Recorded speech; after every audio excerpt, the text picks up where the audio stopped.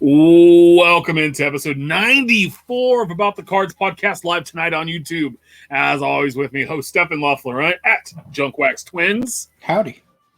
Ben Wilson at our trading cards. Oh, hi. And I'm Tim Shelby at Big Shep 79. We are a podcast by collectors for collectors, hoping to bring you a smart, insightful podcast discussing trading card collecting. We're live every Wednesday at 8 p.m. Pacific. Central. On YouTube, Periscope, Facebook Live. Follow us on Twitter at About the Cards. We're available as a podcast everywhere. Check out the website, aboutthecards.wordpress.com. And don't forget, we have that sweet giveaway at the end from last week's show. Boop! From Lost Collector. 87 bookmark. What's up, fellas? How's your week been? Great so far. Yeah, hump day treating you all right? Well, like I had just finished saying, we should have some audio issues fixed next week because I got a new chair in the mail. Finally. Nice. Not that I need it. So don't move at all for 90 minutes or more. I have to. You don't have to. You want to. Need to. I need it. You don't need it. We don't need anything in this hobby. Oh, we need it all. You want it all. You Just have let to it have happen. it all. That's right. That's right. They Well, wouldn't make it for us if they wouldn't make it if they didn't want us to have it, right? That's true. That's Indeed. true. They're The literally only thing thinking we about don't us. need, there's only a few things we don't need. We don't need Topps Big. That Oh, trash. yes, we do. I take back my thumbs up. That garbage can go away. No, stop. Yeah. Clearly authentic. You can have that one. And then Topps, archive signatures through the mail, TTM, Top's ass. Topps ass. Yeah. We don't need Don't that. need Topps Transcendent, we don't really need. We don't need Topps Transcendent Hall of Fame edition. That's for sure. Topps Transcendent Tennis Edition. That's what we need. We need more of that. We need tennis. We need bowling. We need lawn darts. We need poker. I think you And- guys are forgetting a key market. Top's Transcendent Chrome. That's right. We need it all. First off the line. We need more $20,000 cases. Indeed. Let's get into it. The week that was last week's releases. Topps Living Week 109. Card 301, Mookie Betts of the Los Angeles Dodgers. Will he ever play for the Dodgers? Maybe. Sold just over 2,700. Card 302, David Dahl, outfielder, Colorado Rockies, 1927. He is card 301 of 302. He finishes second to last place, right ahead of, was it David Fletcher? I believe so. Yeah, of the Angels. And so, what a tard week. It's a big turd of a week. Yeah, it's hard to have a good following for Betts considering he's not a Red Sox and Dodgers look so foreign and he didn't get an opportunity to play there. It's just bad timing for Betts as a Dodger. Right now, you look in the middle of April, if he had, is hitting 480 right now with 5 home runs and 14 RBI and the Dodgers are, 9-2 or whatever. Yeah, cool. Betts was awesome then. But right now it's just, and it's not a bad looking card. I mean, it's a great card. But hey, It's never going to happen. We also had 2019 Panini Flawless Football Drop and 2020 Topps Tribute Baseball out as well. Hot off the press is this week's new releases. Topps Living Week 110. Card 303, Dylan Betances, pitcher, New York Mets. And card 304, Bo, Don't Call Me Dante Bichette, rookie shortstop of the Toronto Blue Jays. God, I think if Dante Bichette Jr. had ever made it with the Yankees, his stuff would have been pure fire being a Yankee and a junior. But Bo Bichette's the star now. Not a bad-looking card. I believe that's the same photo that's on the Series 1 card with him and Kevin Biggio. I think So so. we're hanging out at the batting cages where it's father like son subset. So, yep. I bought a Bichette, for my Topps Living rookie PC stuff, but the Betances looks cool in his New York uniform with the Mets. But there it is. Yeah. But I don't think I don't know. It's a little sad that the full brim of his hat couldn't make it in. Right. Yeah. So That ever since the we went to the 2 cards, I know we've said this before, but the guys that have facial hair, the facial hair definition has just been so awesome, Right. by comparison. And that doesn't, again, we're not trying to say anything negative against the cards when they were coming out, when they were 3 at a time, but it just seems like they're a lot more impressive now, or maybe I'm just noticing it more now. maybe with a little bit more time being able to put in, we're not rushing 3 out a week. I honestly don't mind the 2. I mean, it's not bad. So No. and I mean, you look at the Bichette and the gold chain on there, that looks pretty good.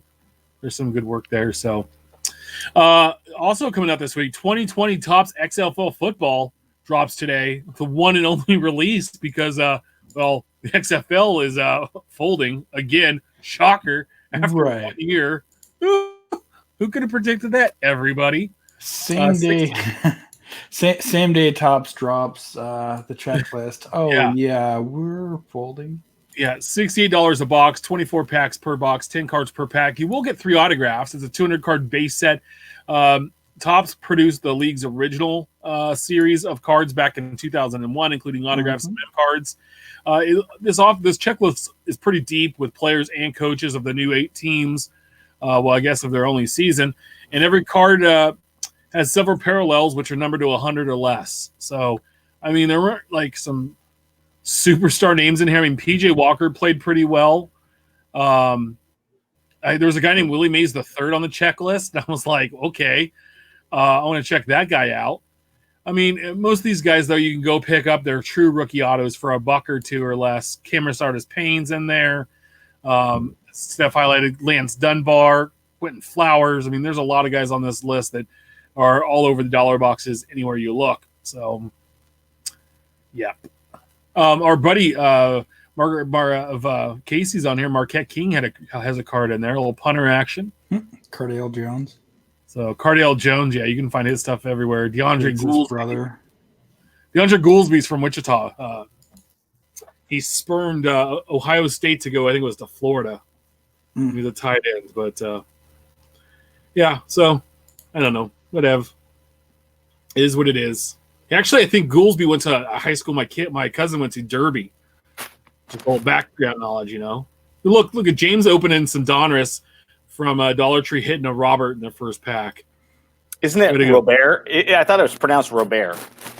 I've heard it both ways, so I don't know. We won't know until we see baseball played, right? It's true. And even like everybody thought Jose Abreu was Jose Abreu because it wasn't spelled like Bobby Abreu with the A. They were calling him Jose Abreu. So when the A's drafted AJ Puck, I was like, dude, I really hope that's Puck and not Puke. But it didn't have the E at the end, right? But it also didn't have the C to make it Puck. So it's like, well, that's like the Royals had a minor leaguer named Scott Blewett. Yep. And he was a pitcher. So you could say that he blew it. Yeah. So anyway, 2019-2020 Upper Deck O-Pee-Chee Platinum Hockey drops as well today. $78 a box, 20 packs per box, 4 cards per pack. You're going to get an autograph and a bunch of inserts. So here we go. 1 Best in the World, 1 Matte Pink Parallel, 5 Rainbow Parallels, 2 Sub Parallels, 2 additional parallels, 5 Retro cards, and 1 Retro Rainbow. Basically, they take O-Pee-Chee's base cards and they dip them in the chrome stock. O-Pee-Chee is the biggest set of the year, but Platinum is very condensed down to only 200 cards, which includes 150 vets and then the 50 marquee rookies. And Platinum has some of the earliest on-card signatures of this year's rookie class. So, if you scroll up a little bit, Steph, that was a sharp-looking card, the one that kind of had the pinkish-purple background. That one there? Yep. Yeah, I don't know what that is, but that's a nice-looking card. It has to be one of the Sunset Parallels. I think so. Yeah, I mean, you got the logo and the player's name. You got, a full picture of him. You have nothing in the background to take away from. I mean, he's the main focus, but I mean, I suppose a parallel like that or an insert like that would be indicative of the player and the colors in the background, not clashing with one another. But Sure. at least that particular one is sharp. I like that. Yeah, I don't see a wild card having the same pop with the bright green jerseys. Yeah, yeah. So yeah, I guess it would definitely depend on Or the the stars. team's colors, or if they do, alternate jerseys depending on what that is. But I Right. see the Devils and some of the other teams, maybe the Rangers and stuff that have red and whatnot in their team colors, looking really good on that. Trying to see the list here. Kale A lot. McCarr, boy. So McCarr, Dosh, Frost. Pretty good list. all the big so far. guys are going to be in there. Sturm, Suzuki, Dobstrom, Jones. So make sure you check out Ryan Cracknell's articles on Beckett.com/news for more detail on all these new releases coming out and all the new stuff coming out. What's brewing next week's releases? Now, there's a long list here. I mean, there's 7. I'm going to name off 7 products that are supposed to drop next week, but they could change. So we've had a really slow new release window the last couple of weeks, and now next week we're going to spend 90% of the show talking about new releases. So I'm hoping some of these get spread out a little bit. We'll see what happens. But on tap as of this morning, per Blowout, who updates that thing daily, which is pretty accurate. 2019-2020 Panini Noir basketball, 2020 Panini Contenders draft picks collegiate football, 1920 Panini Mosaic basketball, 2020 Panini Score Football, all supposed to drop next Wednesday. So you're having 2 football drops and 2 basketball. Not sure that's all going to happen. Dropping next week on Friday, 2020 Sage Hit Premier Draft High Series Football, 2020 Topps Transcendent Collection Hall of Fame Edition, and then 2020 Topps Definitive Collection. So you're having a Transcendent and Definitive drop the same day. Don't think that's happening either. Those are some really high dollar products. So we will see what we have, but I'm letting you know that's what's on tap. Hopefully for next week, we'll get a couple of those. I'm really hoping that we see one of the basketball products. We get Contenders draft picks or Score Football being with the draft outs, and then one of the baseball products. That would be a good week. Yeah. But we will see. We'll hop into Infield chat or the Hobby Talk section. This is the meat and potatoes, or as Phil Hughes says, taters of the week. So the Hobby Talk part. Hobby Hotline promo this Saturday live on YouTube, Periscope, Facebook at 8 a.m. Pacific, 11 a.m. Eastern. John Newman of Sports Card Nation podcast will be on. And then Ben Wilson and I will be on as well. So it'll be John and 2 chuckleheads. But we'll have a good time. And Colin, man, I think we're on episode, 11? 12? Yeah. Yeah. It's getting bigger every week. We're getting more call-ins. We're getting a lot more viewers and a lot of people in the chat room. It's been great. It's been a lot of support. So if anybody that's listening to our show is supporting that as well, we really appreciate it, man. It's been a lot of fun, and we didn't think it was going to take off quite as it has. So we want to thank everybody. Saturday will be episode 11. Yeah. So just keep coming and hanging out with us. We have a good time. And most of the time we have a couple of, like I said, we have a couple of ideas we want to talk about. But about halfway through the show, we're in a different spot than when we started. And we love that. And it's all caller and viewer generated and listener generated. And that's what we love. And that's what it's about. We want to give you an opportunity to speak your voice in this hobby and come and hang out with us and do those things. So, it's fun.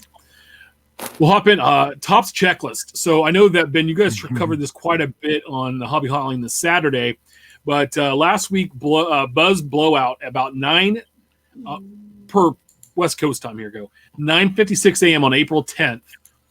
For the time being, Topps has announced that it will release maybe this was a different day. I'm sorry. It's not April 10th because that was only 4 days ago, right? 5 days ago. Oh, yeah, that'd be right. Yeah, it was Friday. Okay, good deal. This quarantine has me all messed up on dates, fellas. So on Friday at 9:56 a.m., for the time being, at Topps has announced it will be releasing a checklist on the day the product arrives. Trader Cracks, Ryan Cracknell, tweeted out at 3:14 the same day on Friday. So we're talking 5 hours later. An update from Topps regarding checklist. They are hearing concerns and are going to be putting them out in advance again. So within 5 hours, they flip-flopped and went back to say, hey, listen, we heard that you're upset with that, and we're gonna go back. And I know that Mike Summer put out a tweet that he was pretty disappointed. I know, Ben, you were involved in that thread a little bit. I was actually away from Twitter for part of that time.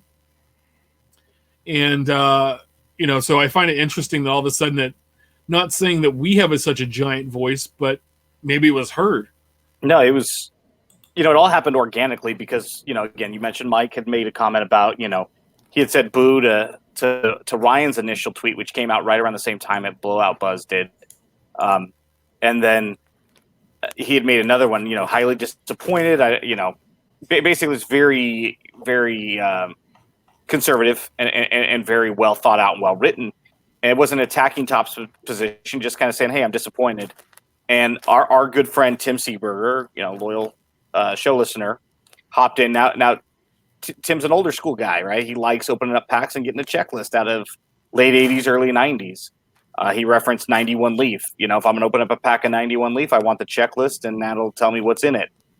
And so I kind of went back and forth with him saying, in today's market with all of these on-demand products, and, I challenged him on one tweet and basically said, which of these products are you going to buy? And I listed like 15 or 17 Topps only products, baseball only. I said, that's one year, one manufacturer. It's only half their release calendar. And it's one sport, right? We're not even talking hockey, basketball, or football. Nothing from Panini or Upper Deck yet. And we're going back. It was very organic. It was very healthy debate. And this all happened right smack dab in the middle of the 10 o'clock hour and the 3 o'clock hour. And so again, I don't want to say that our conversation, we don't know if it was seen, but there's a lot of noise in the hobby. And Topps and Panini, I'm sure they hear a lot and see a lot. But I'd like to think that maybe they saw that thread of us talking about it and saying, you know what? I mean, why not release that checklist a couple of days early? There's nothing on completely redoing, the release itself, right? If that checklist is going to be altered drastically, if you release Bowman right now and then have to push that product back 2 months, okay, well, that shouldn't change or alter the checklist at all. It's just an issue with printing the cards and manufacturing them and, packing them out and getting the distribution channel to work, right? So it was definitely, the timing of everything was very interesting, to say the least. Yeah, no, I agree. I think it's just, I'm glad because, the thing is I think what Mike said was pointing, it was like all of the bloggers, the podcasts, the breakers that pump out all this information for free for Topps, they're doing all this free advertisement. Hey, This is what's in the set. This is what you can get. Here's the product. Come buy this product. This is a hot product. I like this product. We're doing all this to promote what the hobby and what's happening. Topps isn't giving us money. Topps isn't giving the breakers money. Topps isn't giving the bloggers money. It's as long as you provide that information, then we're going to disseminate that out and let other people know so they can go out and buy your product so you can stay in business. And I'm glad they heard. And, the thing is if a checklist comes out and, hey, the product's coming out on the 15th, but, guess what? Because of all the craziness in the world, it's getting pushed back a month. We can understand that because we're all living in this right now. And we're all going through it together. But if you have that checklist and you can go through it and you go, man, I'm really excited for when this comes. I'm going to want to get into this. And maybe I wasn't going to open it before. Right. Because I saw that my obscure PC guy from, Bethune-Cookman has a card in there. Then, I'm going to go buy it. So, anyway, speaking of check, go ahead. No, I just one last thought.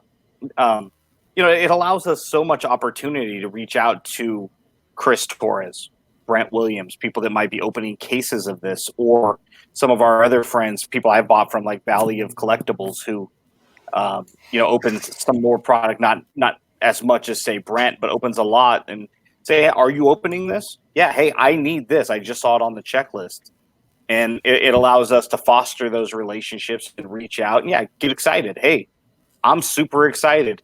Yeah. I mean, if you go through my timeline over the last month, how much press, free shout outs have I given to Panini? Not that what I say is necessarily anything, but who knows if I got some positive feedback from other people like, man, I wish I'd already opened that much Donruss or was as far along as you were with some of the parallel sets. And now it creates this organic conversation about Donruss, an unlicensed baseball product, which a lot of people are not fans of. Next thing I know, I got a friend named Tim, Big Shep, who's buying, 194 packs of it at the Dollar Tree. Not that many, but okay, 183. But it was a few. I'm not saying that you got excited because of me talking about it, but there is that, and I wouldn't be surprised if other people, saw things and maybe bought some when they saw it at their Dollar Tree. Well, yeah, I mean, James said even in here, he's like, I don't mind this pack for $1. I never buy a hobby, but it's a good value for $1. I agree with him. So speaking of getting like things pushed back, so there was an update today from Topps Twitter handle for a note from the Bowman Scout about 2020 Bowman Hobby, which was supposed to come out today, right? Yeah, So, today. And it got pushed back to May 27th. And the note says, Dear collectors, as you may know, 2020 Bowman is delayed due to supply chain issues, but we are working to overcome obstacles and release this product as soon as we can. Like you, we can't wait for one of our favorite products to release. In the meantime, to bring some fun and excitement to our collectors, Topps is planning to release a very limited run of preview product, 2020 Bowman First Edition. All cards will include a first edition logo and be sold as 10-card packs on Topps.com, along with a portion being allocated to select Topps partners. We will provide more information soon. Thank you, Bowman Scout. And you can look here. Here's a print, like a preview of a wrapper. So they've had a Bowman First, Topps First in the past. So this isn't necessarily brand new, but they haven't done it in years. And I mean, I guess this is a way to get it into your hands, but is this really necessary? Or do we really need to be itching to open Bowman right now that badly? No, but you know what's going to happen is people are going to go on there and buy those packs. And they're of course, 10-card pack. It's like $10 or $12. People are going to spend $100 to open these packs and go nuts and insane. And then the next shiny thing flies by and everybody forgets about these. So, of course. And then there'll be the guys, I didn't get in there. The bots got them all. Yeah, it'd be interesting to see how much is on the checklist. I have to assume it's probably going to be a 100-card checklist. But see, I mean, even 100 cards is half the base set, right? I don't know. How much are the 10-card packs going to be? Are they going to be $10 each, or are they going to be $25 to $50 each? So I don't think they're that much, but I don't know. After sorting Bowman just by year, the last couple of days for my Giants and Royals cards. Oh, you don't do that year by actually release by release during the year. You're donezo, man. It's the least fun thing to do. It took me 3 years to build my Excel database from the tobacco era up until 2015, I want to say, is about the time that I caught up to where I could just. But even still, the other day I realized I hadn't put a couple of Donruss parallel sets that I had built in a different tab, and it's just like, man, I got behind on a couple of things, and I'd like to think that I'm pretty damn organized at this point to where I stay on top of things, and I'm just like, shoot, shame on you. How'd you forget? Well, I don't know, because you're building 18 Donruss sets and 17 Gypsy Queen sets, and it's pretty easy to leave one out. Yeah. And the thing is, especially when it comes to Bowman, and they've condensed a little bit in the past few years, so I'll give them some credit. But if you're looking at them, the designs really aren't all that super unique to the point where you can look at them and say, this is from 13, that's from 15, that's from 16, that's from 19. Well, and then on top of it, too, you go through and you look at the veteran and the prospect one from the same year, and they don't look – I don't – it's hard. It's – yeah. Well, and then like you were getting to, and that's what I was pointing out was that they've at least condensed it a little bit to where the prospects aren't in draft now. So in draft, you just had the people that are drafted in Chrome. You kind of have a continuation from base Bowman, but it's still a Bowman Chrome set on top of that. And then Bowman itself has the Bowman base, the Bowman Chrome, the Bowman Prospects, the Bowman Prospects Chrome. Yeah. And now I guess we have first edition Bowman. This is not my favorite product of the year. No, but I see them working, though. They're losing revenue. and they've got to keep people interested on that side, right? The base collector, people like ourselves and a lot of our listeners that collect quite a bit that aren't necessarily speculators, or at least solely. I mean, we're still engaged because there's still going to be enough for us to, get our hands on, even if we're concentrating on additional parallels or moving on to other things. There's enough, right? A lot of on-demand stuff still, but speculators, they don't really dabble into that so much. I see them working. You got to supplement those lost revenues, and this is something new. And as long as it's not too terribly expensive, I think most people will get behind it.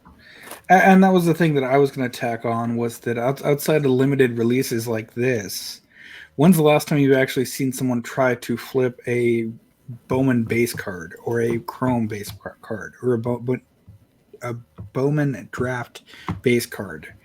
It's all about the autos for those products. And I'm sure there's going to be a parallel line, and I'm sure there's going to be a 1 in however many pack chance of having an auto in these. But it kind of devalues the base set when that's the sole focus. I mean, outside of, the draft Trout rookie that someone traded, and a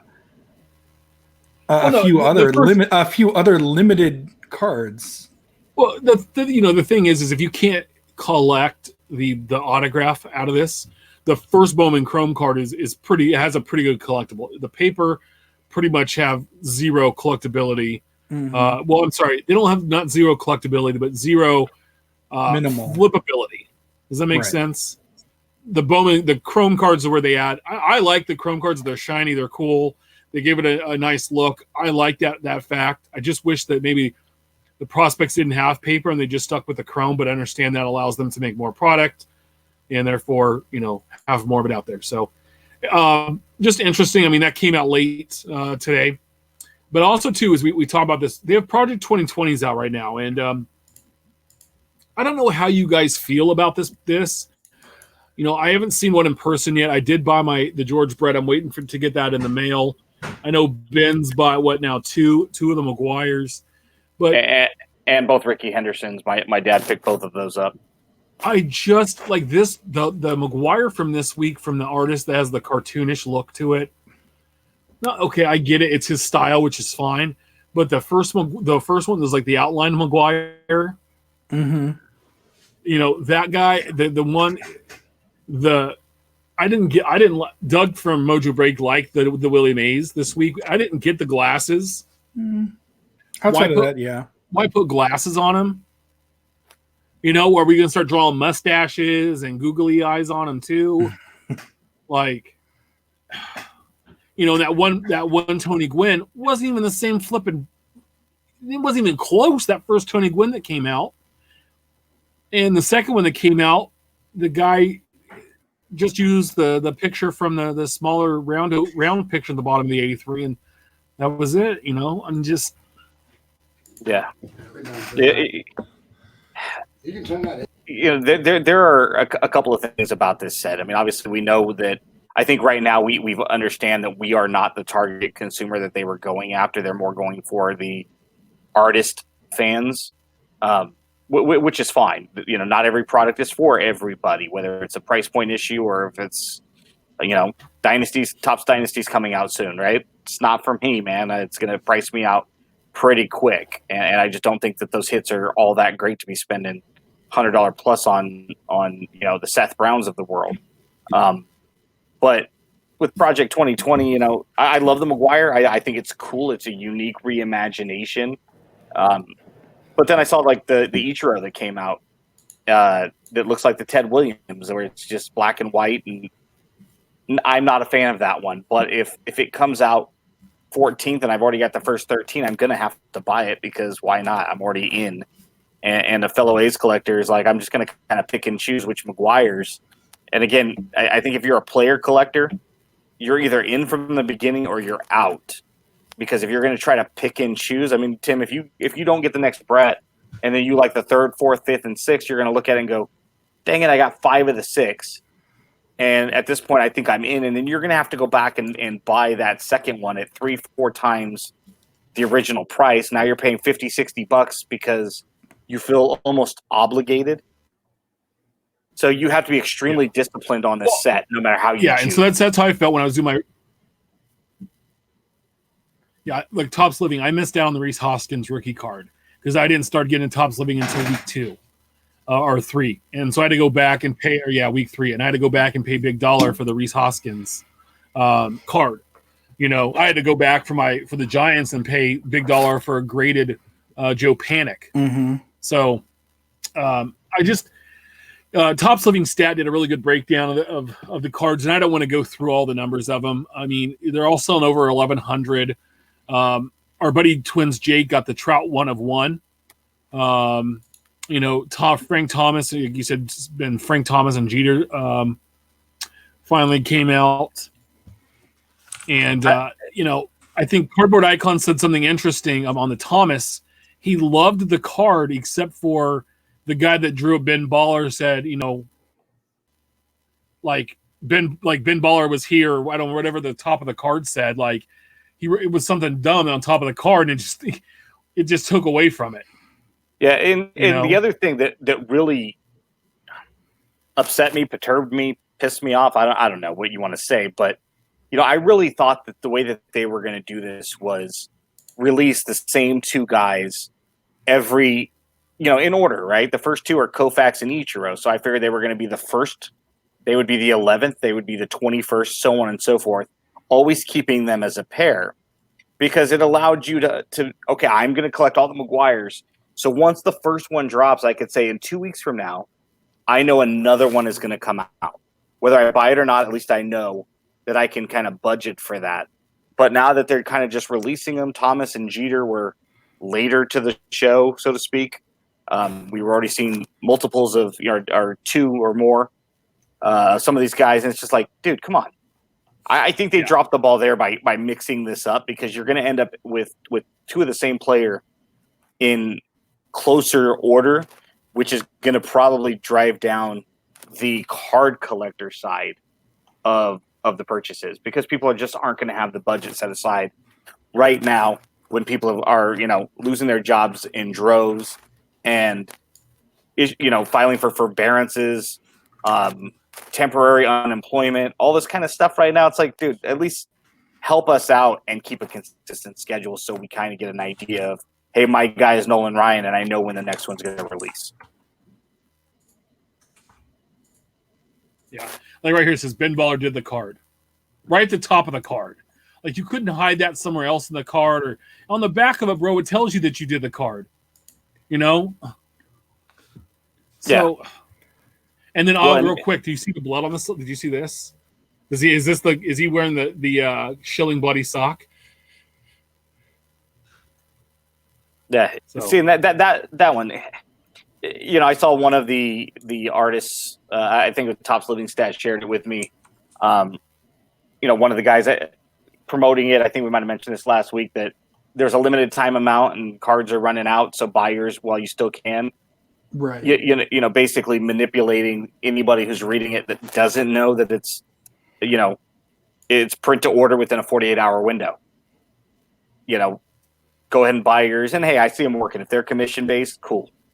But at the same time, it's like this whole idea was really neat in a conference room on the whiteboard, but upon its release, there's so many issues. And I think that's because we're looking at it from the collector's perspective.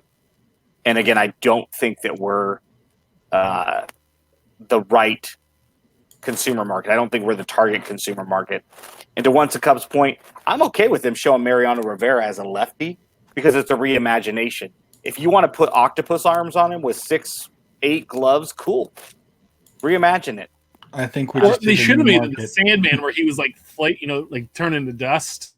Yeah, like make something cool about it. Do something that's. But yeah, that is kind of dumb though. If you're trying to, he's like, that'd be making Trout a left-hander in here and having him play for the Blue Jays.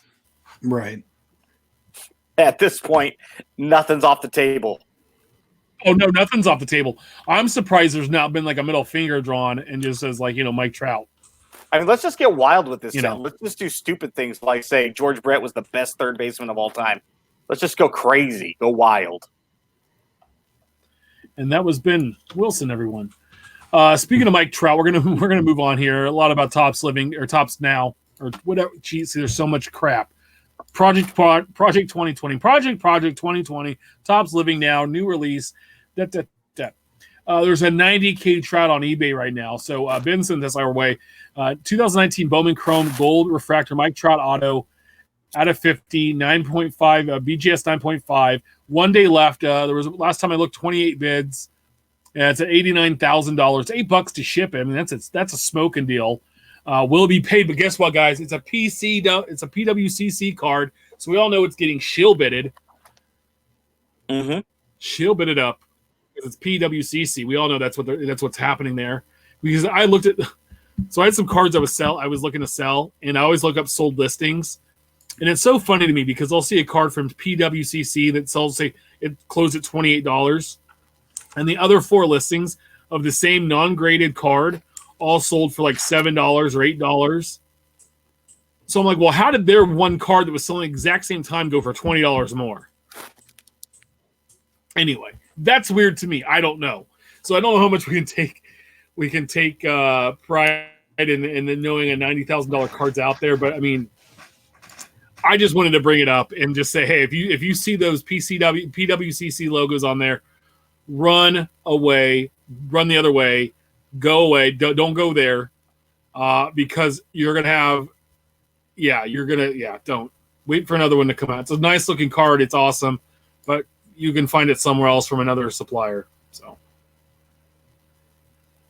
I don't know if you guys want to add anything, but I mean, yeah, sure, it's a beautiful card, but is it really worth $90,000?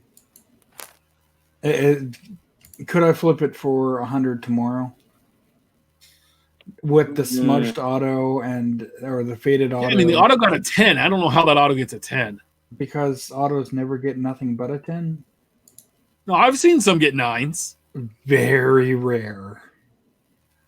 So, and I mean, they're only advertising their trim. I mean, their eye appeal of vintage cards there. Yeah, they're reimagined of prep.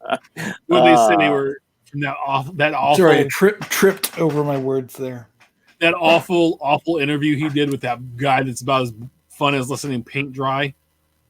So, yeah, it's a great card. Cool. Is it worth $90,000? Not to us. We don't have $90,000 combined, but you know, for yourself, bro. No, you're a big baller now, man. You've been raking in the money off them penny sleeves. 90 grand right here, my friend. That's right. That's right. I'm gonna start investing in cards. I'll get 90 grand by the end of the week. Okay. So real quick, I'm gonna geek out, and I did a short Periscope the other day on these. This is not a sponsorship or anything whatsoever.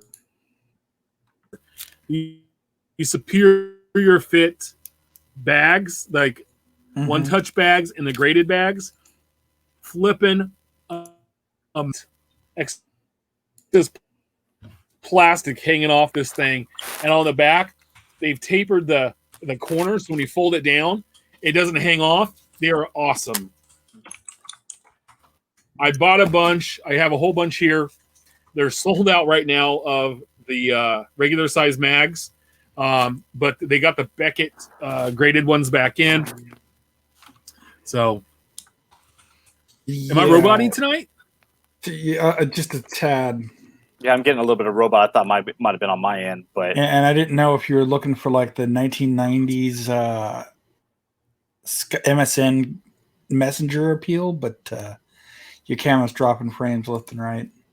I wasn't sure if you were trying to be that dude from Grandma's Boy that talks like a robot. Oh, that's fun.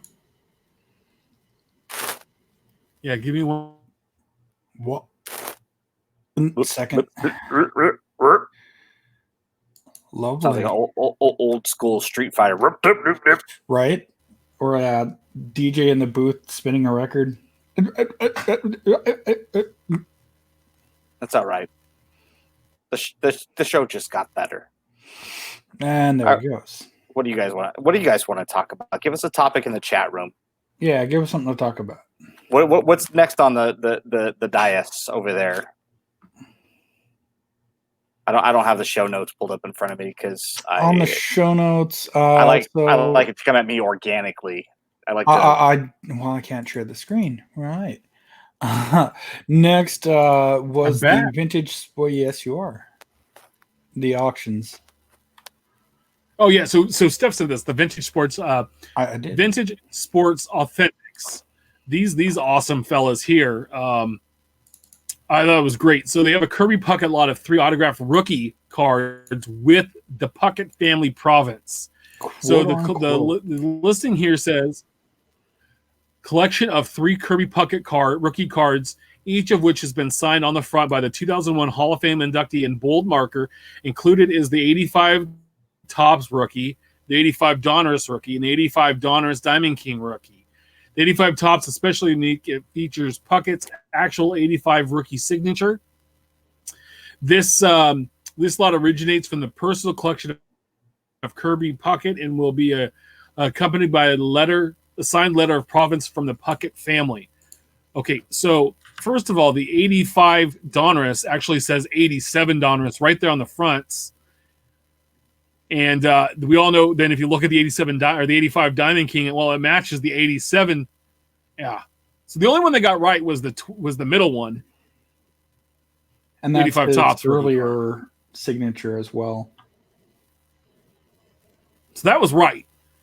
But they're completely wrong on the other 2. And one of the cards even says Donruss 87 on the front.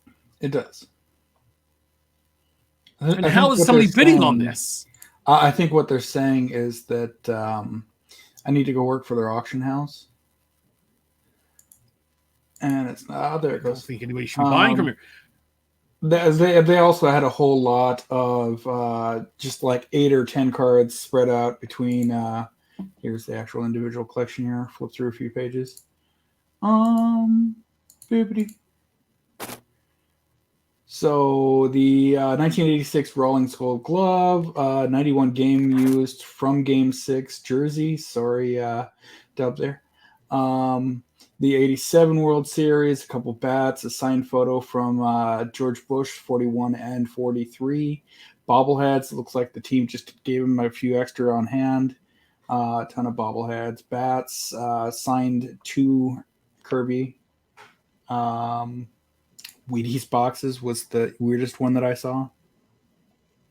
I mean, what's the purpose of selling this stuff? I mean, are they desperate for money? It almost looks like the family is getting rid of some warehouse space. And we'll ship out the link here. Here's some of the other cards. Well, I just how do you get a listing that wrong? Right. Well, yeah, through some of them, especially the signed balls, you see like Dave Winfield's personal inscription to him. It's kind of cool to see. Something you normally don't see behind the scenes, so to speak. I mean, I could see a family member not really knowing what they have and say like an 87 Donruss. It's called an 87 Leaf because that's what it says on the back. But that's what the appraiser's for. But yeah, I mean, I could see somebody making an error like that. But when it says 87 and you're like 85, one of them is. I mean, if you said, a lot of 3 mid-80s, I mean, I'd be okay with that. You don't have to list them by year. Anybody who's actually looking at that auction knows what they're going to be looking at, should know what they're looking at. Sure. So time I had the platinum version of that in my wallet as my wallet card. So there's an old episode of Saved by the Bell where, they're selling the friendship bracelets and then they like sell Screech. With everyone sold, you get a friend for an hour. Are you going to start selling Angela as a friend for an hour in order to raise money? Whoa. Wrong type of show, first of all. Oh, that's like no, screw the cards. There was one of these had his actual gear bag, which included 3 pairs of game used shoes, cleats, as it were. A couple of his personal outfits, but yeah, the team issued carry-on bag would have been cool. As far as the States, I don't believe so. A lot of it depends on the price point that a lot of this stuff ends up at, though, right? Well, yeah. There was an auction that was going on a couple of years back where all of the cast of the West Wing had signed bookmarks, and each of the bookmarks had, they were like numbered out of 10, and they each had a different quote of their character from the show. And I thought, man, that's really neat. It'd be cool to have, a Rob Lowe, a Sam Seaborn quote that Sam Seaborn said on the show, autographed, but they were $100 each to start. And I get that it's an auction, right? But it's just like, do I really need a Rob Lowe or a Dule Hill autograph on a bookmark, which is, if it's going to end up costing me $250 at auction? And yeah, it's going to charity, which is great. But, at some point you have to kind of draw a line and say, I don't need Ty Cobb's dentures for $11,000. I have George Brett's hemorrhoid cream. Yeah. See, that's neat. Yeah. It's the what he put on the bat, right? We're gonna hop into something a little more fun. So next week on Thursday, the 2020 NFL draft starts. It's a Thursday, Friday, Saturday affair, and the top 5 picks belong to the Cincinnati Bengals, picking 1. This Washington football team, Washington Redskins, pick number 2. The third pick goes to the Detroit Lions. The New York Giants picking 4, and the Miami Dolphins 5. So those are the top 5 teams that were terrible last year, and rightfully so. I mean, that's kind of where the Bengals and Redskins and Lions all belong, right? Let's be honest. Some players to be looking for. Quarterbacks Joe Burrow is projected to go number 1 to the Bengals. Tua Tagovailoa. Just Tua, because I'm going to butcher that every time. Justin Herbert, Jordan Love, Jacob Eason, some of the quarterbacks. Look for DeAndre Swift, J.K. Dobbins, and Jonathan Taylor Thomas are some of the running backs to look for. I'm just kidding. It's just Jonathan Taylor. And wide receivers, Jerry Jeudy. Anybody gets that, they're really old. CeeDee Lamb, Henry Ruggs III, and Justin Jefferson are some top wide receivers.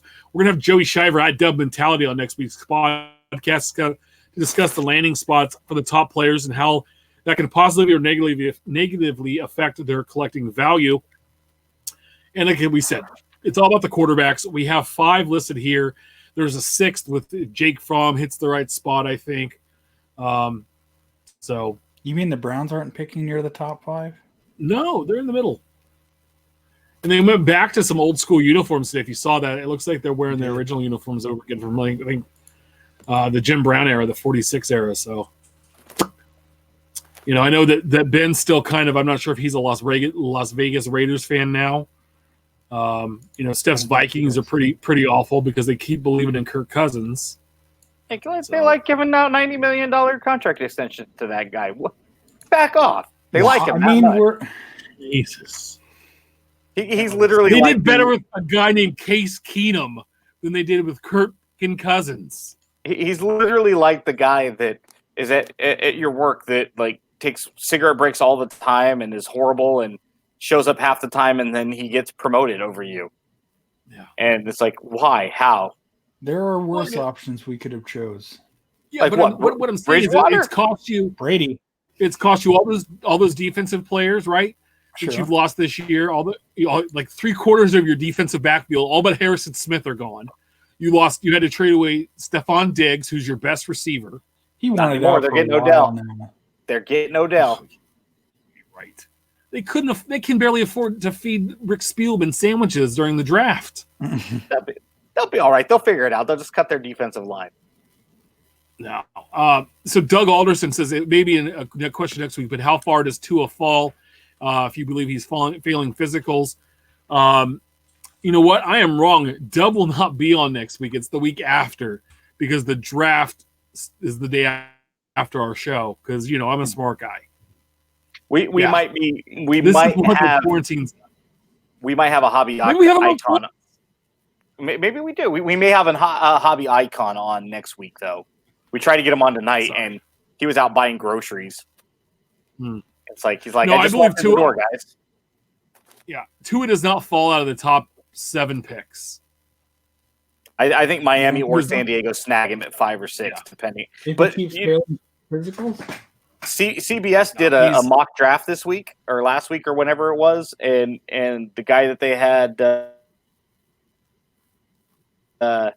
drafted number, he took 2 at number 2. So This is the same league where Blake Bortles went 3rd overall and nobody had him going that high. Ivan did. So, you know, it's funny though. There was an article I read, I think, on The Athletic last year, and they were talking about how much of an influence the mock drafts have over the actual NFL draft, and the fact that they think a lot of NFL GMs really do follow mock drafts. And it's like, well, they're all saying that I should take, Jack Boo Suckweed at number 3, so I'm taking Jack Boo, and it's hard. My favorite is Mike Mayock being the GM of the Raiders, right? And he was Mr. TV personality doing his mock drafts. If you look back at his first draft with the Raiders, all they took were guys that played in the college playoff from those teams. And he thinks Farrell, number 4 overall last year when he wasn't projected to go in the top 15 or 20 picks. He was a mid to late first round pick, and he'd take the top 4. Now, all the guys they passed on they could have had there, and they take him. To me, it's a joke. It's just like, you just watching the big games and going, oh, that guy's pretty good. I've done TV for a while. They did have a good draft last year. They got Max Crosby later in the draft, which is funny because Crosby plays the same position as Farrell. And he outplayed him. He did. And they were comparing his numbers in a piece on The Athletic to Nick Bosa, saying, would you rather have Bosa at 2 or Max Crosby where the Raiders got him? Their numbers were very similar. It's just kind of interesting. But, they were talking about personality, and these guys are nice guys, and they fit into what we want. And I'm just like, screw a nice guy. Don't take a guy that's rated in the 20s up at number 4 because you like the cut of his britches, man. Well, so that takes you back to the 98 draft. The Dallas Cowboys are selecting number 8. They take defensive end Greg Ellis out of North Carolina because at the time, I think it was Mac Brown told the Cowboys, if I died tomorrow, Greg Ellis is the man I'd want to take and lead and protect and lead my family. They passed on a guy named Randy Moss. And Jerry Jones told Randy, hey, if you're there at 8, we're taking you at 8. He slid to whatever pick where the Vikings picked him up. And they learned from passing on. They learned from passing on Warren Sapp a few years before in 95.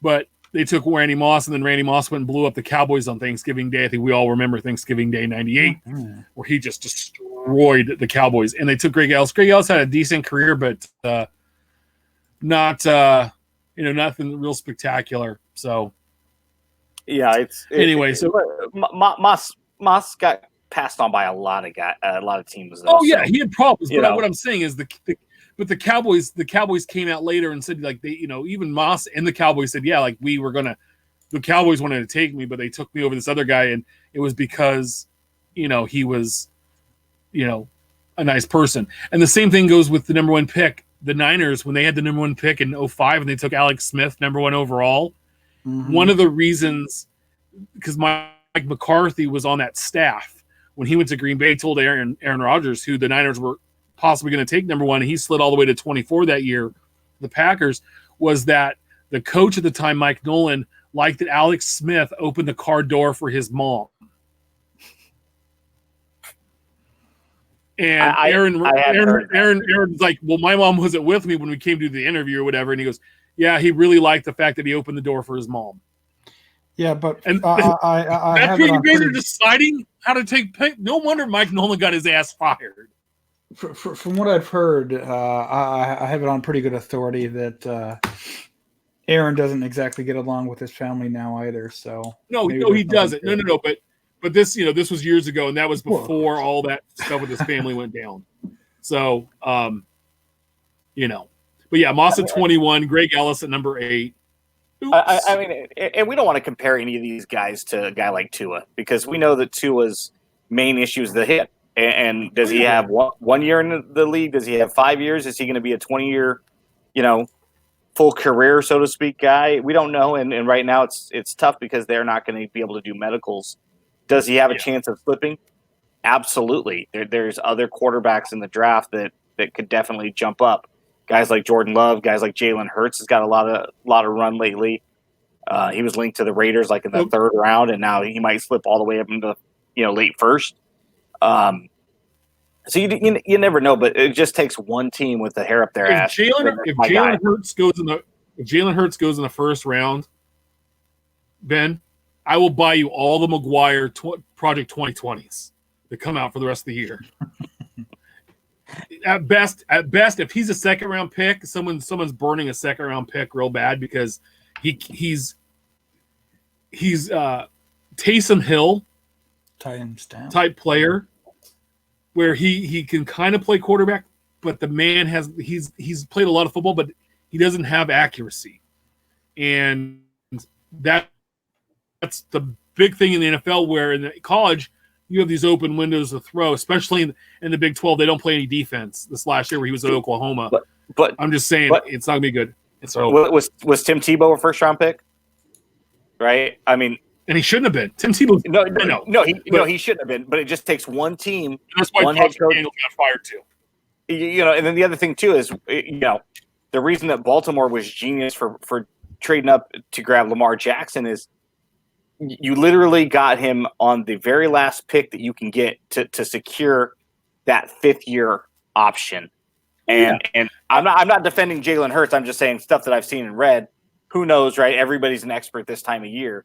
It wouldn't shock me if once the first 4 or 5 guys are gone, somebody like Pittsburgh, somebody that's got even Indianapolis, somebody that's got one of these aging quarterbacks for 1 or 2 more years that wants a project, wants that 5th year option, and sneaks into the, it wouldn't surprise me. Real quick, James in the saying, has Trubisky really ever gotten a shot? Yes, he has. He started 12 games his rookie season, 14 games his second year, and 15 games last year. So he has had a shot. But he's at best a very mediocre quarterback, and also Alex Smith was a bad number 1 overall pick. He was a good first round pick, but he got replaced by Colin Kaepernick. Yeah, but that was unfair because Alex Smith had the highest quarterback rating when he got injured, and he had no business being replaced when he did. They were looking for a reason, and that injury was all it was. Alex Smith probably wins the Niners a Super Bowl if he gets back into that lineup. But if you look back as a number 1 overall pick, no. I mean, he was a good first round pick, but the number 1 overall pick, no. He doesn't make them up. But again, most number 1 picks don't. A good majority of them never live up to the hype. They don't end up being Peyton Manning. And Trubisky still makes a lot of money in this league and is on a roster for the next 12 years because he can still throw the ball forward. And apparently that's about all it takes nowadays. I mean, you see guys like Brian Hoyer and Blake Bortles that you just mentioned. He's still on roster. Horrible quarterbacks are on rosters. Look, Nathan Peterman still has. There was a joke I saw on Twitter or Facebook the other day. It says you have to get 1 interception to save your life. Who are you going with, Nathan Peterman or Deion Sanders? Joe Webb. No, so I mean, I always love watching the draft because I love making fun of the terrible picks and the bad trades. Like when the Bears traded from 3 to 2 with the Niners to get Trubisky, and the Niners weren't going to take Trubisky, but they had to go get their guy, and they gave up. And then the Niners took Solomon Thomas, and he's been very, very, very underperforming. So the draft's so much fun. So much fun. I love it every year. It's going to be interesting this year. So selling question. So at AlexK245 put this out on Twitter this week. Genuine question. What if I'm selling a car? What if I'm selling really, I think he said, so I'm going to add some words here. What if a car I'm selling really in great shape take a breather. Would grade nicely? How would you mention that? Doesn't come across. Robo-Tim, take a breather. Steph, Genuine question. Why don't you read a question? What if a card I'm selling really is in great shape and would grade nicely? How would you mention that doesn't come across the wrong way? Some I've got in my store would grade sharply. The Valenzuela error is one. Appreciate any thoughts. And the point he was getting to was Ivan's complaint that somebody listing 2 mystery finest bordered refractors as quote unquote gradable with 2 gems next to it. Now, yeah, sure, they may look pretty, but that comes the question of, well, how do you denote it if his complaint is that a non-gradable card doesn't really exist? Well, on something like this, I think you would have to put it in the description and not in the listing title. The listing title should be really clean. We all joke about the emojis people use and the eBay 1-of-1s and the sharp and new and fire and short print when it's not rare and non-auto and all the different listing manipulation tactics people use. I, for one, don't grade cards. So that has nothing to do with me if I'm looking at one of his cards. It wouldn't, I would buy it because it's affordable. It's something I need, so on and so forth, right? It would be Alex's opinion that it would grade nicely. It's not his job to suggest that because you don't know what your buyer's motivations are. You don't know if they're looking as a flip opportunity. Hell, I had somebody accuse me the other day on eBay. I made an offer which was actually above what I ended up buying the card for from another seller. And he's like, I'm not going to allow you to make money off of me. And I'm just like, are you serious, dude? Is that really how you're going to come back at me? It's like, I made a fair market worth. You're higher because you don't know how to value your own card. And again, I offered $5. The guy thought it was worth 10. I ended up buying one for 3. But, as a seller, you don't know what your buyer's motivations are. Emojis is how we say them. How do you say them? Emojis? Is the J silent? Emojis. It's GIF. Superstore the other day called it GIF. Did you say Iowa? I'm going to call it emojis. So So the So emojis. really quick on this stuff, Ben, like you were talking about, I bought a complete 84 Fleer set this afternoon from a guy that's shipping it to me. And he was charging $10 to ship, which to me, okay, that if you're shipping, 660 cards, if you're putting it in a flat rate box, that's about $12 to ship it because it should fit in a medium flat rate box.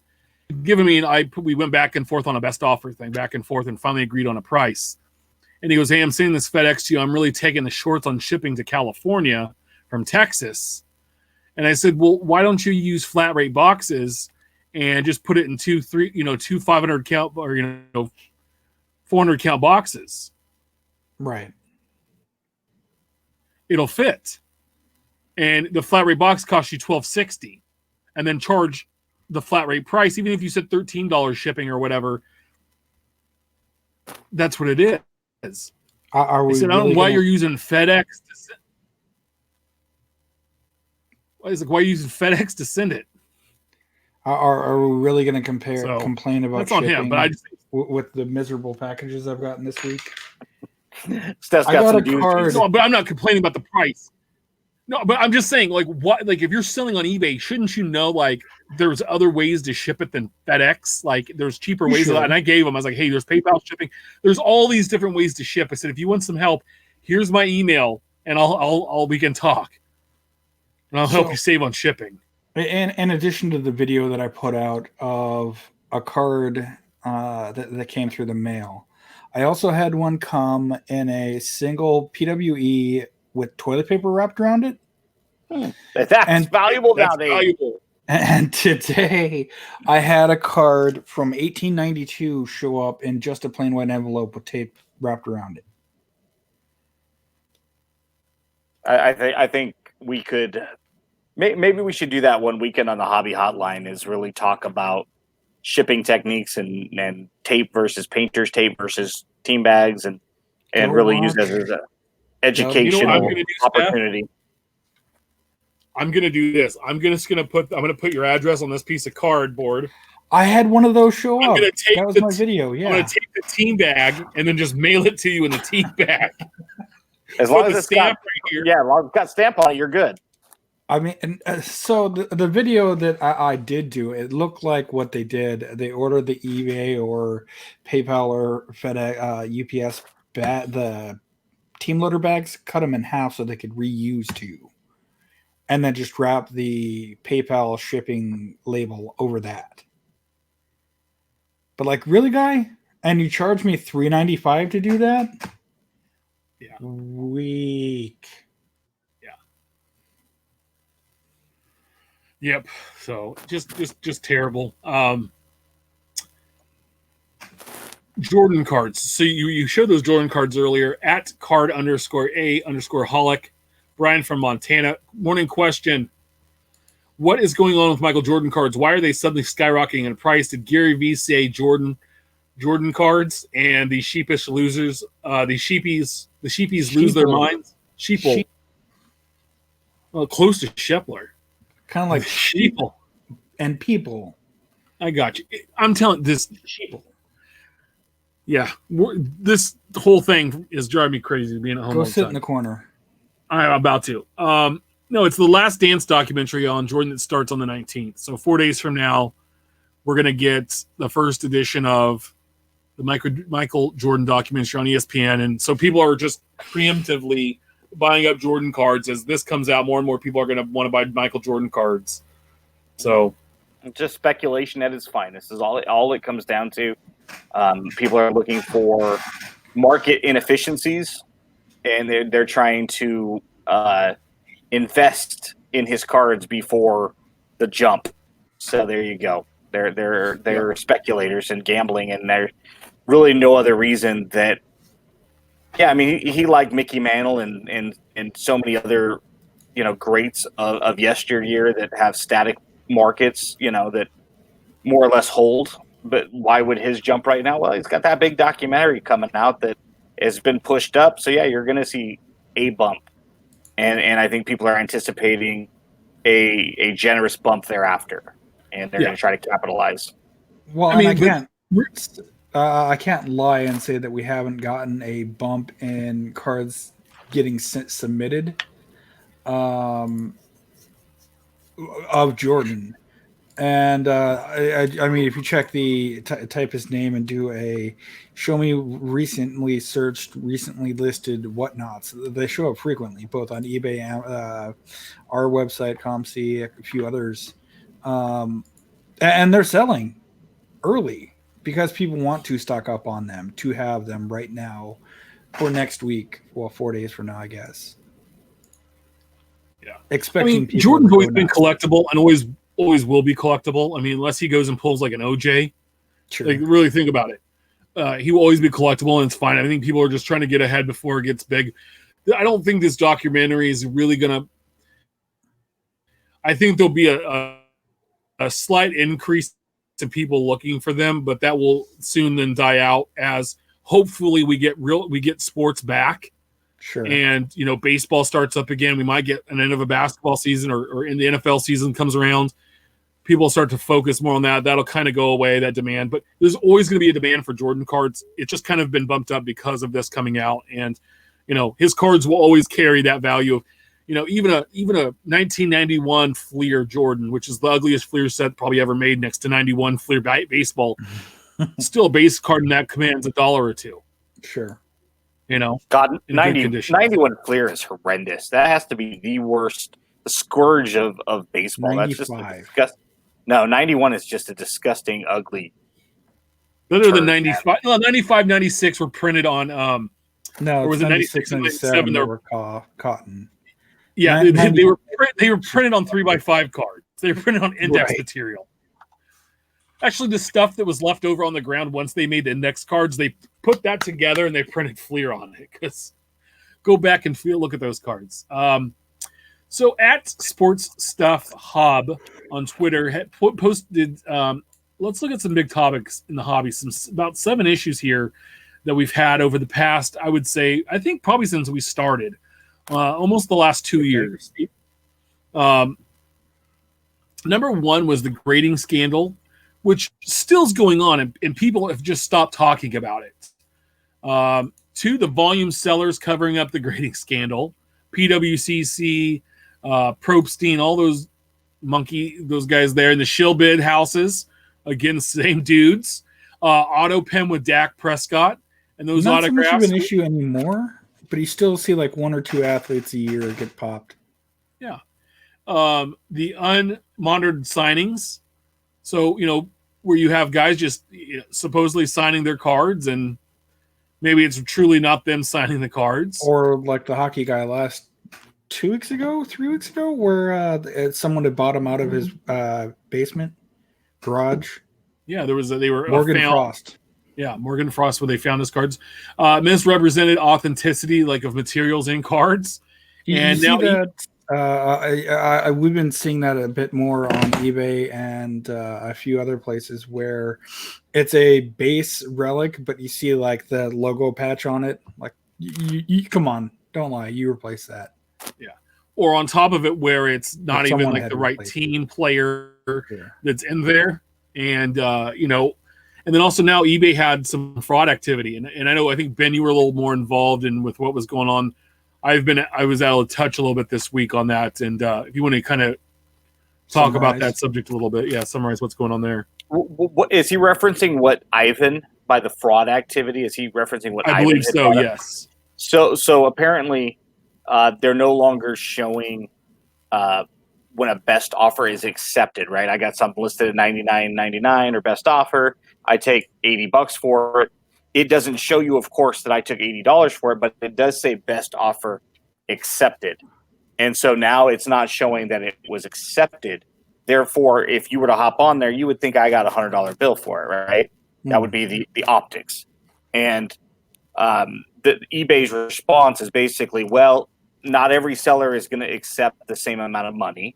And so therefore we don't want to show that because basically everybody has a different assessment of what the market worth is, and we don't want to influence the market thereof. And it's like, well, by removing that, you're giving us false information.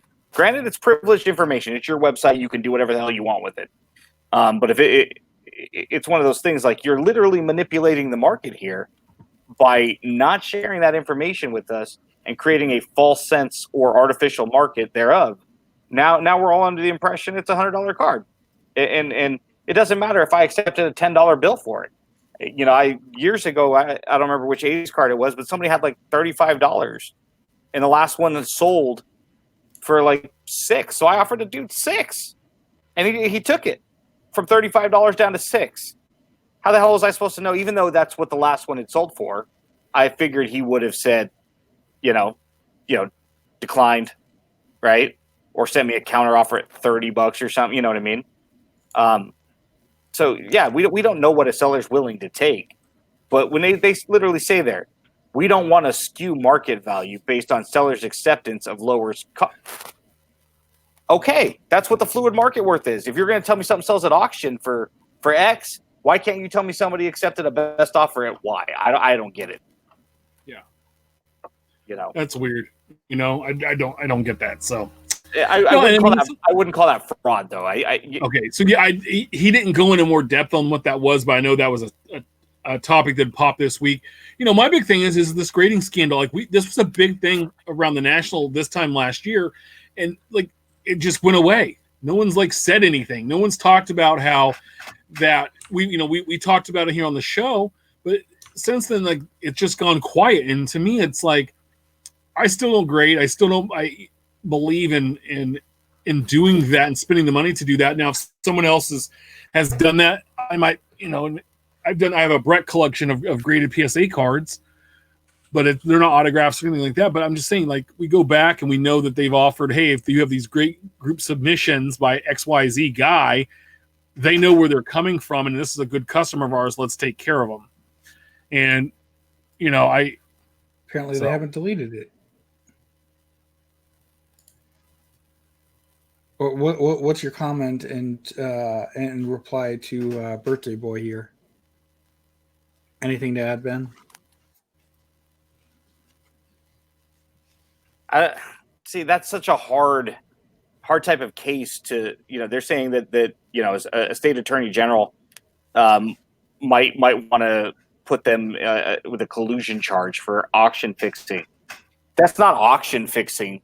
That's basically, I mean, if I have a card in my personal collection and I sell it to one of you guys, nobody in the world is going to know that A, I had it, B, I sold it, and C, what I got for it, right? Any more than if you and I don't ever talk again, I'm not going to know if you ever resold it. You know, you use it as toilet paper. You know, I don't know, right? So it's not auction fixing. They're just not sharing privileged information, which can be seen as a form of aiding an artificial market. Market manipulation is probably a heavy word to use, but they are, by saying you're not trying to skew it, that's literally what you are doing by not. And I was actually responding to this comment that Chris had posted about the fact that we started using sold listings. I was typing it out right now. We used it because that's the only way to have a fluid idea of what's currently selling. We are the naive ones if we use the last sold as the one and only comp. You still have to take the highs and the lows, kind of throw out the ones that 3 or 4. You got to look at 3 or 4. You got to average them out. Find the median sold. Right. We all learned about that in basic math in school. Right. Throw out the high, throw out the low, find the average, and there's your median, and kind of take a look at it. Right. One sells for 5, one sells for 15. That doesn't make the average 10 necessarily. If only 2 have sold, it's still kind of up in the air. But if one sold for 5 and one sold for 15 and 3 have sold for 10, then we can kind of just do the quick math and go, so somebody undersold, somebody oversold, and a bunch have sold right in the middle. It's probably a $10 card, more or less. Yeah. No, I just, it's interesting to me. We're going to end up wrapping it up tonight, but let's get to that giveaway. We have a 1987 bookmark made by @lost_collector. He does a bunch of these, and I'm getting some, what do you call them? Oh, God. Words came words. My brain, dude. I swear to God tonight. They're going to look like Tim's this. having a bad night. Where? Coasters. Yeah. Coasters? Coasters, yeah. Jesus. Made, and he's going to send them to me. Once I have those, I'll share them on the show. Let's take a look. So we had 6 comments here. We had Cool Run 84. We had Peter Craig. We had Atherton 32, B3B Collection, Christian Anderson, and some guy named Rich Klein. We're going to randomize this 3 times, and the winner will receive the awesome bookmark. So once, twice, 3 times random. 3B Collection's our winner tonight. My buddy down in on your way. I have your address already, so I will get that out to you this week. I like mine. I'm excited that it's going to you. It's cool. So check him out if you have any of those. If you're a big nerd on mid 80s, early 90s wax to get some stuff made. So, Timothy, can we do another giveaway since we're on that topic? Can we? Yeah. What do you want to do? I got something in the mail. This is a really cool thing, and I had asked if I might be able to have one. We had shared some time ago about our friend, Lucky McMahon, the little guy who loves his Javi Baez. He loves his Javi Baez more than Once a Cub and 1 million Cubs combined, and that's awesome. And his mom, Paula, had made some Topps cards of Lucky, and she's like, if anybody wants one, let me know. So I sent her a DM and said, hey, I would love one. We would love your permission to give it away on the show. But I had one small request. So I do have the card here in hand now. It came this week. It's an awesome little card of him. And what's cool about it, though, is we got his signature on the back.